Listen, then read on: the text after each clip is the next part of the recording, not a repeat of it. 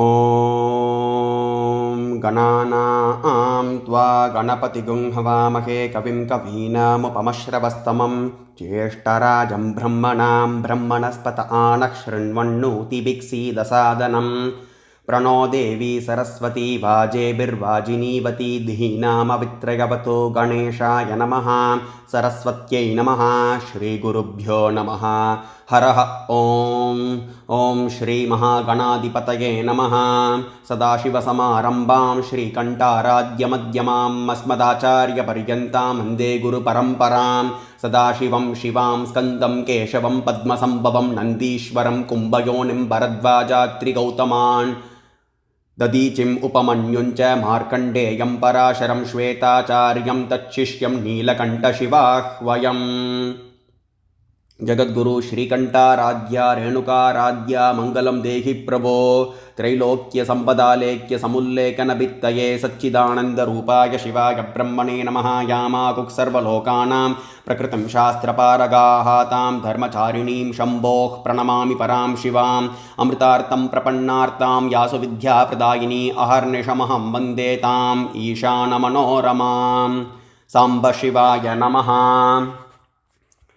So yesterday we saw about Vyasacharya glorifying the divine attributes and divine names and divine features of Lord Shiva to Arjuna, describing him to be the cause of all causes, and we are going to continue from there. So yesterday we saw about the names like Maheshwara, Vishwarupa, Trayambaka, Durjati, Bahurupa, etc. So there are some more names that Vyasacharya talks about, very important names about for Lord Shiva.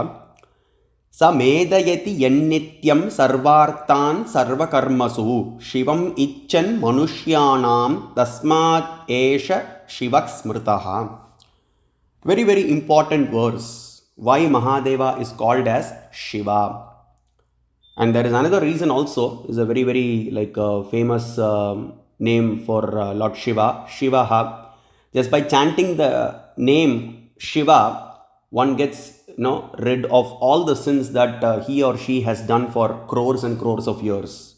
So these statements are there in the Upanishads and Shastras and Vedas and Puranas itself. Namah Shivaya comes in the center of the Vedas, which has been accepted even by some of the Advaita Acharyas too, like Kanchi Mahaparivan, Appaya Dikshitar. There are 4 Vedas basically: Rigvedam, Yajurvedam, Samavedam and Atharvana Vedam. Usually when people are asked about the Vedas, the order of the Vedas, they say Rig, Sama, Yajur, Atharvana. But the chronological order is Rigveda, Yajurveda, Samaveda and Atharvana Veda. And in Yajurveda we have 2, Krishna Yajurvedam and Shukla Yajurvedam. So the middle one, the one that comes in the middle is Krishna Yajurvedam. So Rigvedam, Shukla Yajurvedam, Krishna Yajurvedam, Samavedam, Atharvana Vedam. The one that comes in the middle is Krishna Yajurvedam, and the middle portion within the Krishna Yajurvedam is Taittiriya Samhita.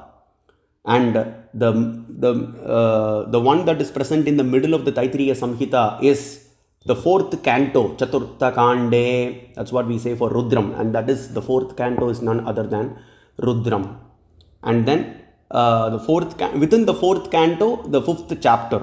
So Chaturtha Kande Panchama Prapataka. So 4th canto you have many things. I'm sorry about that. So 4th canto we have many various stutis within the Krishna Yajurvedam, Taittiriya Samhita. And within that, the 5th chapter is talking about Rudram. Chaturtha Kande Panchama Prapataka Om. So when we complete Rudram, we say Iti Shri Krishna Yajurvediya Taittiriya Samhitayam Chaturtha Kande Panchama Prapataka Om. So 4th canto, 5th chapter, I have completed the Rudram, that is a part of the Krishna Yajurvedam, Taittiriya Samhita, 4th canto, 5th chapter. That's what we say at the end of Rudram. So that portion, the 5th chapter of the 4th canto in the Taittiriya Samhita of Krishna Yajurvedam, is the middle of the Vedas, and the center of Rudram, Shri Rudram, is the auspicious mantra Namah Shivaya, Panchakshara mantra. Sapta kotishu mantreshu mantraha panchaksharo mahan Brahma Vishnavadi deveshu yata Shambhur Mahattaraha. Comes in the Shiva Mahapurana and also in the Siddhanta Shikamani, which says that of all the 7 crore mantras that is present in the Vedas, we just have in this Kali Yuga access only to 20,000 mantras. But actually there are 7 crore mantras. Anantave Vedaha. The Vedas are infinite. And Sapta Kotishu Mantreshu. The 7 crore of all the 7 crore mantras. Mantraha Panchaksharo Mahan. The Panchakshara mantram Namah Shivaya is the exalted. Mahan, the greatest of all. That is the Taraka mantram. Brahma Vishnavadi deveshu yata Shambhur Mahattaraha. So just like Mahadeva is the most exalted of all the, gods. He is the ultimate supreme god when compared to Brahma or Vishnu or Indra. Just like that, the mantra that is dedicated to Mahadeva is the most exalted. It is the Mahan. It is the Taraka mantram. And then Bhagavatam, 4th canto, 4th chapter, 14th verse. Sati Mata, when Daksha was in Ahankara and insulting Mahadeva, Sati Mata says in Bhagavatam, this is there in Bhagavatam, 4th canto, 4th chapter, 14th verse. Yad Dvayaksharam Nama Gireritam Drunam Sakrit Prasangada Dyamashu Hantitat Pavitra Kirtim Tamalanga Dya Shasanam Bhavanoho Dveshti Shivam Shivetaraha. Oh Daksha, oh foolish Daksha, you are insulting that auspicious Mahadeva, you are calling him as inauspicious. But remember one thing, by chanting the word Shiva, which contains two syllables, Dvayaksharam, Dvaya means 2, Akshara means syllable. So 2 syllables, just by chanting those 2 syllables, Shiva, one gets rid of all the sins that he or she has done. And you are insulting that auspicious Mahadeva. Namah Shivaya cha Shivataraya cha. Shivataraya. Namah Shivaya, you are auspicious. And then Rudram goes on to say Shivataraya. There is no one more auspicious than you, oh Lord Shiva. Then the next question comes, who is more auspicious than Shiva, right? That's where the Vedas say Shivataraya cha Shamkaraya cha Mayaskaraya cha Namak Shivaya cha Shivataraya cha. Shivataraya means there is no one auspicious. There is no one that is more auspicious than you, O Lord Shiva. You are the supreme reality. And then also Nakaradi Yakarantam Nyatma Panchaksharam Japet. One should chant the Panchakshara mantra always. Panchabrahma Upanishad. And the Shiva Namam within the Panchakshara is the center of the Panchakshara, which is more auspicious than the Panchakshara. And then so we have Bhasmajabala Upanishad also talking about the Panchakshara mantram being the Taraka mantram, which is recited in the years of the Jivatmas who die in Kashi. The Shiva Ganas come and then they recite, or Kala Rudra. Kala Rudra is not Paramashiva. Kala Rudra comes, or Shiva Ganas come and recite the Panchakshara mantra or the Shadakshara mantra, Om Namah Shivaya or Namah Shivaya, in the years of the a person who is dying in Kashi, and they go back eternally to Parakailasha. Shaiva Taraka mantram, Bhasmajabala Upanishad says. And there is an exclusive Upanishad called Panchakshara Jabala Upanishad, which talks about this Namam. So Shiva Namam is spoken of everywhere. Just by chanting Shiva Shiva, Mahadeva becomes, he gets ready to grant you the post of Brahma, Vishnu and Indra. Shiva Shiva Yengile Devamamava, Tirumandiram says. Tirumular in Tirumandiram says Shiva Shiva Yengile Devamamava. Just by chanting Shiva Shiva, you can even obtain the post of Brahma, Vishnu and Indra. But a Shiva Bhakta is not interested in becoming Brahma, Vishnu or Indra, because those are temporary. At the end of the day, temporary posts. And another thing, because some people out of Ahankara, they say that this portion of Drona Parva is not authentic. Just because it is glorifying Lord Shiva. How Kali Yuga is, just we can see by this. If something is glorifying Lord Shiva, oh no, it is not authentic. How much amount of Shiva Dvesham. But, to contradict these Avaidika Modas, Bhatta Bhaskara, a great personality, he has mentioned this verse. And that's why this verse should be memorized, and this verse is very, very important. That's why I stated. Now, one thing is that because it has the word Shiva, I have not come to the explanation why Vyasacharya says, why Vyasacharya says Mahadeva is called as Shiva. I have not come to that explanation yet. But there are two things. One is actually it's talking about Shiva. The second thing is that this verse has been quoted by a personality who is Purvam to Shankara, Ramanuja and Madhva and all other Shaiva Acharyas. Bhatta Bhaskara, who appeared in the 5th century, has quoted this verse. So this is a very, very authentic portion of Mahabharata with no doubt. He has mentioned for Namah Shivaya, Shamkaraya cha in his Rudra Bhashyam, for every piece, for every letter in the Rudram that comes, he has given a detailed explanation. People who are, who want to know, who are interested to know, who are interested in knowing about Lord Shiva should read his Rudra Bhashyam, because his Rudra Bhashyam is more detailed than Sayana Bhashyam. Sayanacharya would have, given 2 or 3 lines of commentary. But Bhatta Bhaskara would have given like 20 lines of commentary for each sloka. Magnanimous commentary, seriously. So for Shamkaraya cha, Mayaskaraya cha, Namak Shivaya cha, Shivataraya cha, for that Namah Shivaya, he mentions about Atharvashika Upanishad. Shiva Eko Dhyeyaha. Shiva is the only object of meditation. Shiva is the only object of worship. He mentions from that and he quotes this verse. Samedayati yennityam sarvartan sarvakarmaso shivam icchan manushyanam tasmad esha shivak smritaha. This verse, 131st verse of the 202nd chapter Drona Parva, has been mentioned by Bhatta Bhaskara, who appeared in the 5th century or even before. I'm not sure about very exact date, but he is definitely Purvam to Shankara and Ramanuja, and also many other Shaiva Acharyas. So he has mentioned this verse. So it's a very, very authentic portion of Mahabharata. So I wanted to highlight on that. And let's see why Vyasacharya attributes this word Shiva to Mahadeva. So Shivam Ichen Manushyanam. He increases all kinds of wealth and he wishes the good for mankind. Vishva Shambhu. Shambhu means the doer of good and Vishwa means the whole world. So he is the doer of good to the entire universe. Anantam Avyayam Kavigum Samudrentam Vishvashambhuvam. Anantam, he is infinite. Avyayam, he is imperishable. Kavigum, he is the knower of everything. He is omnipotent, omnipresent. And then Samudrentam Vishvashambhuvam. Samudrentam means he ends the ocean of samsara. He liberates you from the repeated cycles of birth and death. That's the ultimate aim, right? Tamevam vidvan amrita ikhabhavati nanyak panta yanaya vidyate. There is no other way to attain moksha apart from surrendering to Lord Shiva, which comes in the Shvetashvatara Upanishad, Purusha Suktam, everywhere. So he is the doer of good. Vishva Shambhuvam, this comes in the Upanishads. So one who does good to the entire universe. So since he does good to everybody, the entire universe and all the mankind, whatever you want, whatever you are interested in, he gives you that. And for that reason, he is called as Shiva. He says that to Arjuna. And moving on, Sagasraksho Yutaksho va Sarvato Kshimayopi va Yacha Vishvam Mahatpati Mahadevas Tatak Smritaka. Then why is he called Mahadeva? The reason he is called as Mahadeva, he explains, he possesses eyes all over. He possesses 1,000 eyes, 10,000 eyes. And he has eyes all over. Wherever you see, the eyes of Mahadeva are there.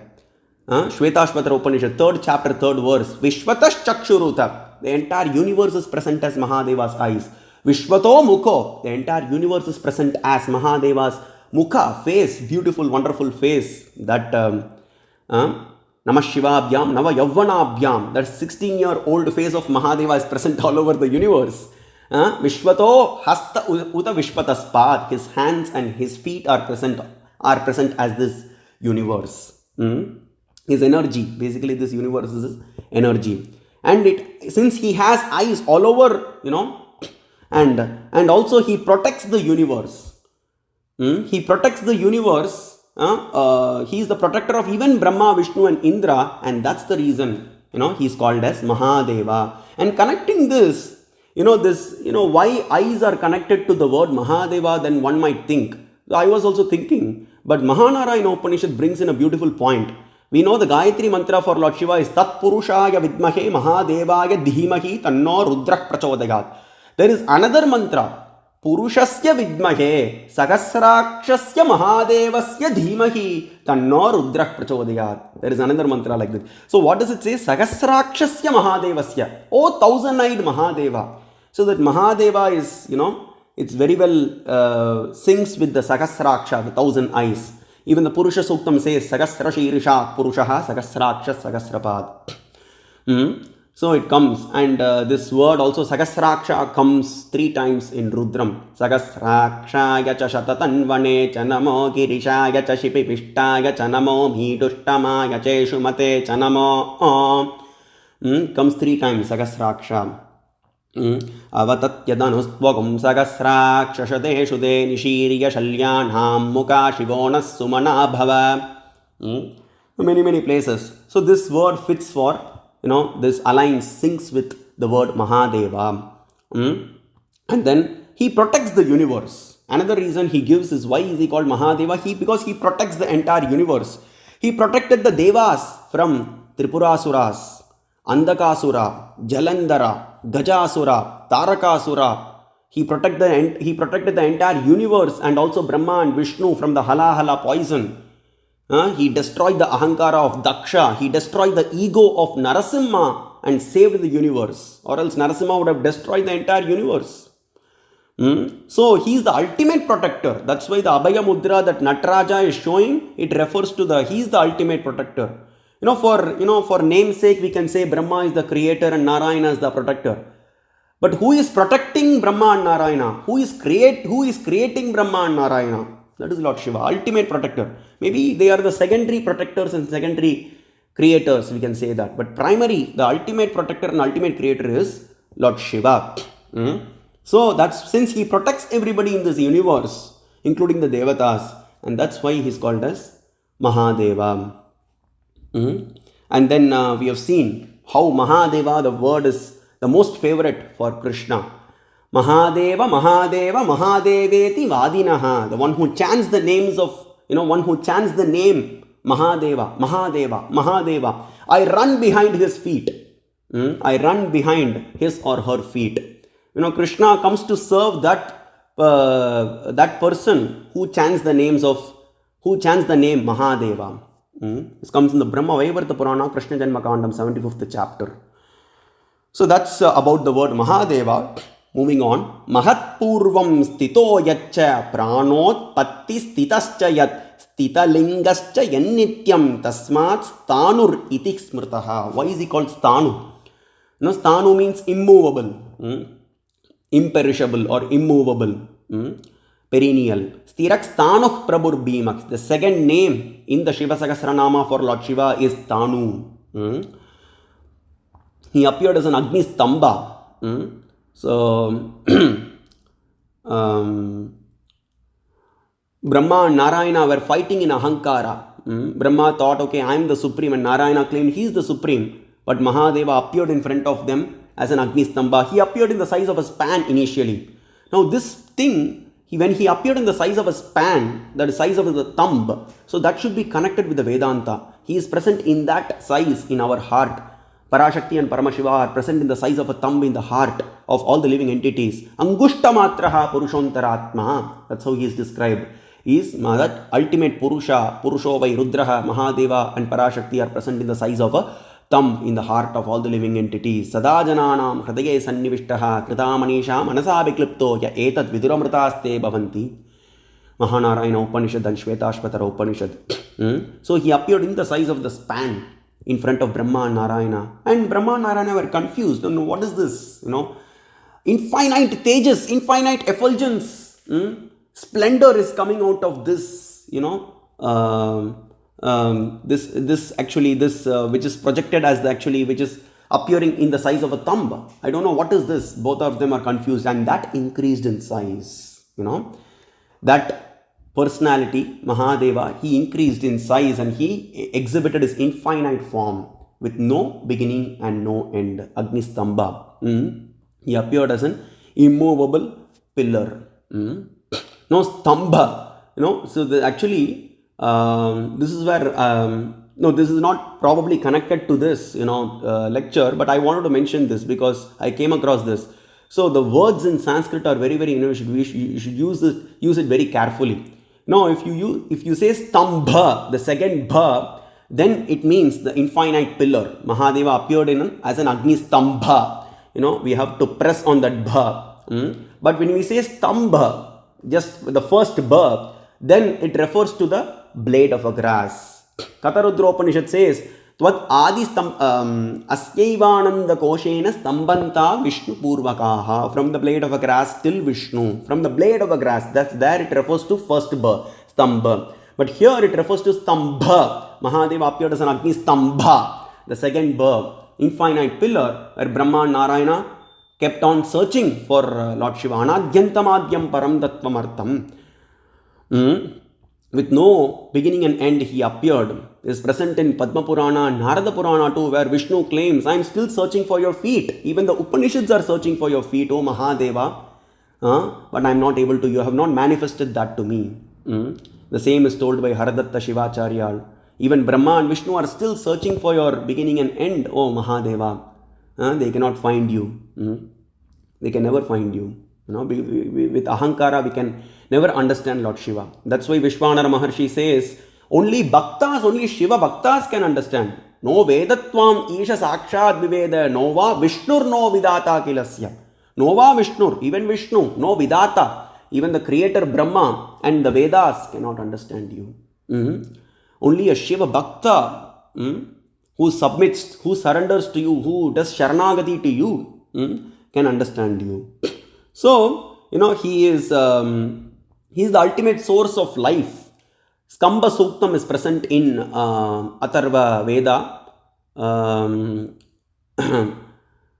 So, there are also commentaries for that Skamba Suktam which describes that Agni Stamba episode only. So, he is the ultimate source of life. There is also a place in Rig Veda where Lord Shiva enters into the heart of all the living entities and then gives them life. He activates Brahma, he activates Narayana, and then he activates all the Jivatmas in this entire universe. Or else we are just, corpse. We are nothing, no less than corpse without Parashakti and Paramashiva. So he is the ultimate giver of life, the source of life, and that is coming from that Agni Stamba, and that's why Mahadeva is called as Sthanu.